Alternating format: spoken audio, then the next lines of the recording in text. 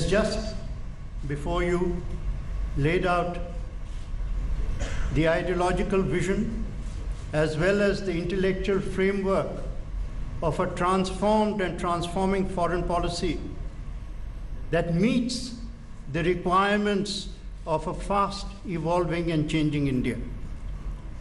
In essence, all foreign policy has to be an extension of the national interest.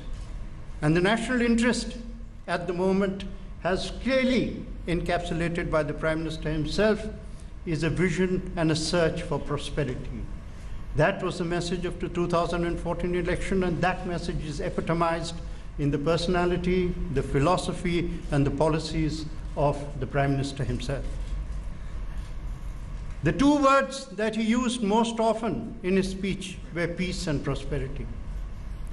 They were repeated often and often and reflected the great and intense desire. But as he said, our vision of prosperity is a shared vision. Sabka saath, sabka vikas, and sab extends across the harmony that we look for. But this much I think we must make clear. While we want peace, we want the peace of a garden, not the peace of a graveyard. And today the threat to peace, without peace there is no prosperity. The threat to peace comes from a big beast. We think of big powers, that's one of the subjects of our deliberations over the next 2 days. But one of the many big powers which has emerged, we don't quite recognize it, is this power of terrorism, a big beast, an evil that is threatening turbulence across areas, which uses fear as the stimulus for devastation and chaos.